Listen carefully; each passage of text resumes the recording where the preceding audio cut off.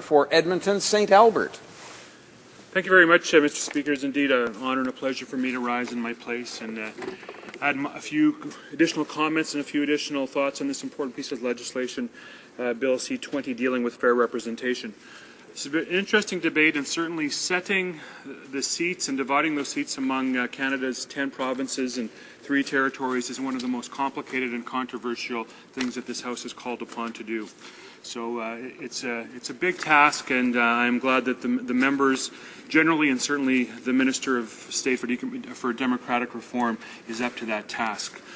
Mr. Speaker, you will doubt know that the purpose of this bill is to provide greater representation for faster growing provinces. And I, being a Member of Parliament from Alberta, represent one of those provinces. And of course, I support the concept that this bill, although it doesn't prescribe a number of seats, it provides a formula that will allow for faster growing provinces such as the one that I represent, in addition to Ontario and British Columbia, more seats, which is appropriate and which I will get to in a moment. But the bill attempts to balance that principle with 2 additional principles. One is to maintain the number of seats for slower growing provinces, and thirdly, to maintain the proportionate representation of Quebec according to the population, or at least within a very, very small margin of error. This bill and its formula will maintain the proportional representation of the province of Quebec. So when this formula, assuming it is passed, when the formula is applied to the most recent census, the net result will be that Ontario will receive 15 additional seats, British Columbia will receive 6 additional seats, and my province of Alberta will also receive 6 additional seats. And I think it's important that those provinces receive greater representation in this House, because as we have heard, there are members in this House who currently represent in excess of 200,000 people. I understand that the member from Brampton West falls into that category. The member from Mississauga Arundel is close to that number. But worse than just the number of individuals or the number of citizens that it is an honor to represent, it's the ethnic diversity of some of those densely populated ridings in the GTA area, where in some situations 50% of the population is ethnic Canadians. And as we know, as all members know from the individual casework that we do in our individual riding offices, immigration casework takes up the bulk of what we do. And if you represent 200,000 constituents, and if over 50% of those are non-naturally born Canadians or ethnic Canadians, that's going to place exceptional demands upon your time, and certainly exceptional demands upon the resources of your staff and of your caseworkers. Mr. Speaker, the reality today, because Canada has become a densely populated country in certain regions, although we are very sparsely populated in the north and in some places in the west, but the result of those demographic factors is that 61% of Canadians are currently mathematically underrepresented in this House, and that Canada's visible minorities are particularly unrepresented. And worse, this trend is continuing. It's not getting any better. So it's to alleviate some of these discrepancies that Bill C-20 sets out a formula to allow faster growing provinces such as in Ontario, British Columbia, and my home province of Alberta additional seats. I just want to mention briefly the issue with respect to my province, Alberta. Alberta has in excess of 3 million people, approximately 11% of the population, but it has only a little over 9% of the seats in this House of Commons. So the proportion of relative voting weight of one of my constituents is 0.92 of the mean. Now, if that 0.92 is weighed against provinces that are overrepresented, of course, the mathematical significance increases. So it's a problem that needs to be addressed. So although we need to grant more seats to the densely populated regions of our country and the fastest growing provinces, there has to be some accommodation for slower growing provinces, and in fact provinces where the population may even be declining. Canada, as you know, Mr. Speaker, is a diverse country. We have densely populated regions close to the 49th parallel, and we have very, very sparsely populated regions the farther you get from our southern border. And there has to be some accommodation. It is very difficult to represent a large region such as the Peace River constituency or electoral district just north and west of my riding of Edmonton St. Albert.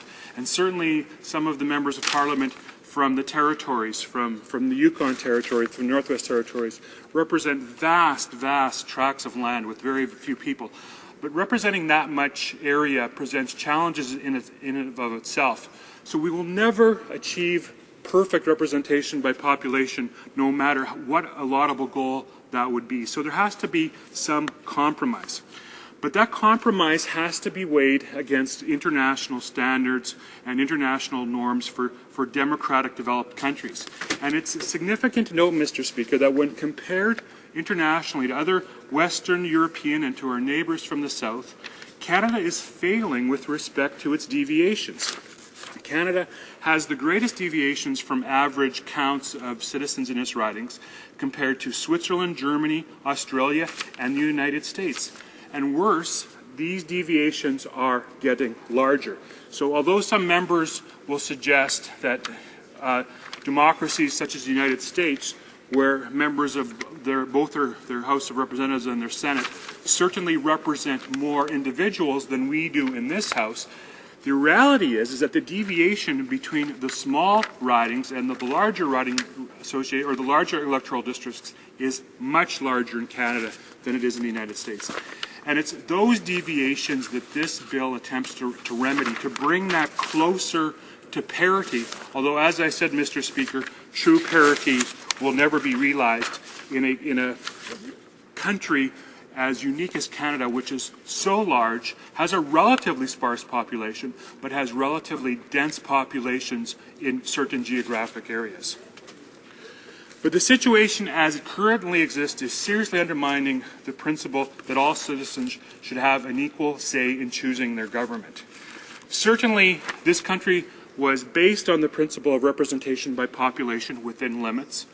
If you check the debates concerning the Fathers of Confederation and the conferences that led up to Confederation, certainly it was not only desirable, it was deemed a prerequisite for the formation of Canada that representation of population be given priority in this House, and to balance that, the upper chamber, the appointed chamber, and hopefully not forever appointed chamber, but the upper chamber, the Senate, was given more.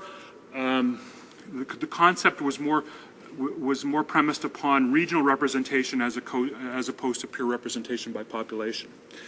So we are a democracy. We are an advanced democracy. Countries in the world, we've seen this spring in the Arab world primarily, and countries from Egypt to Syria to Libya. Citizens of the world are not only advocating for, they're fighting for, and sadly sometimes dying for, the right to participate in democratic elections and choose who should represent them in the affairs of government and in the affairs of state. And we are fortunate to live in a country where we do have a functioning parliament, we have responsible government, where the government is responsible to this House.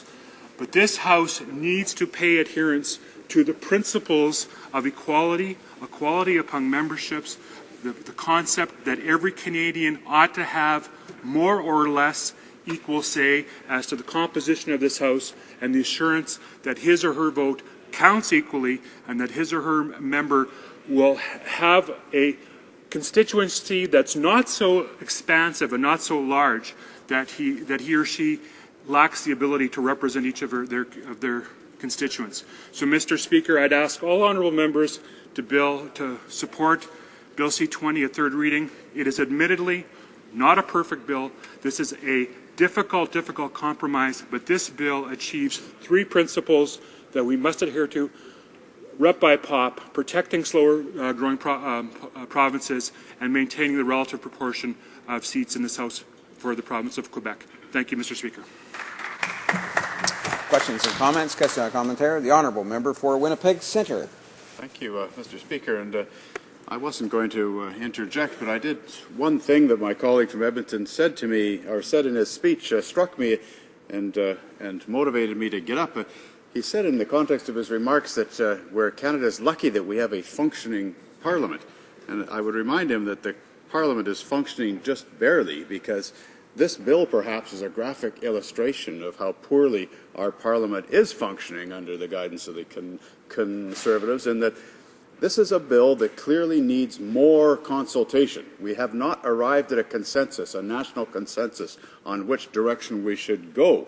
There was very little consultation, and now we have no time to debate it in the House of Commons. And I remind my colleague, and I'd ask for his, if he shares my view, that consultation means more than just listening to someone's point of view. It means the accommodation, the reasonable accommodation of reasonable points of view brought to the table during that consultation, and his government has not allowed one amendment on one single bill since the 41st Parliament began. How can you call that a functioning Parliament?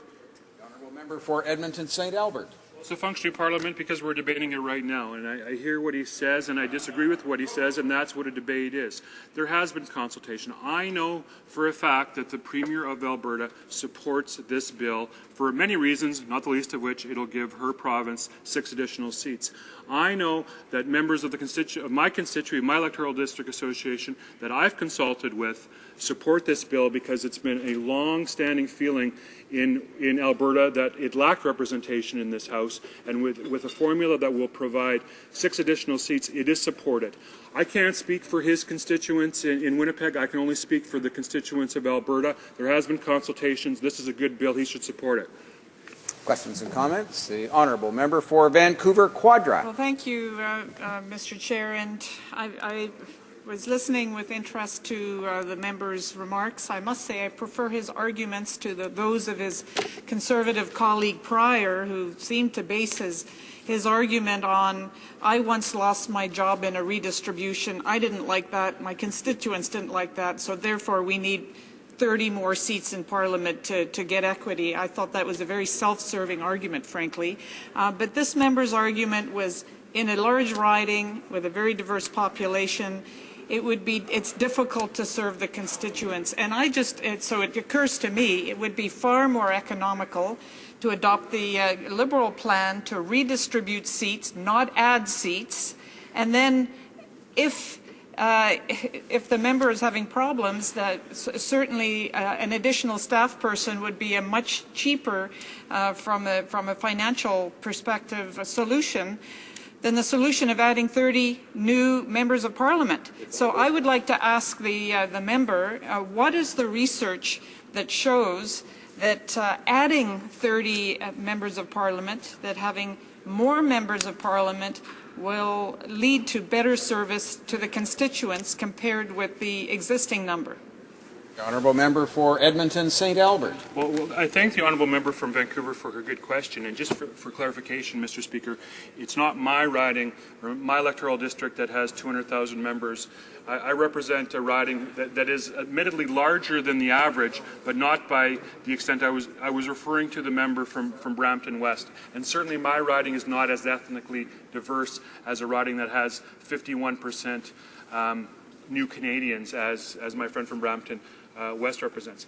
But with respect to her question, the issue is not only one of cost, and I have a difficult time accepting the cost defense of maintaining the House at its current composition or as its current size.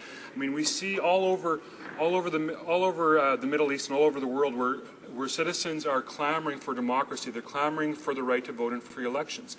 But in Canada, we have free elections, but the weight that each one of those constituents has is disproportionate depending on whether they live in GTA or whether they live in northern Ontario. So it's to give some sense of parity or some sense of relative equality to the weights of the individual citizens to maintain democratic equality that this bill increases the number of seats for faster growing provinces without getting into the very, very acrimonious and divisive debate of taking seats away from certain provinces to give to other provinces, such as mine, which are underrepresented. Resuming debate.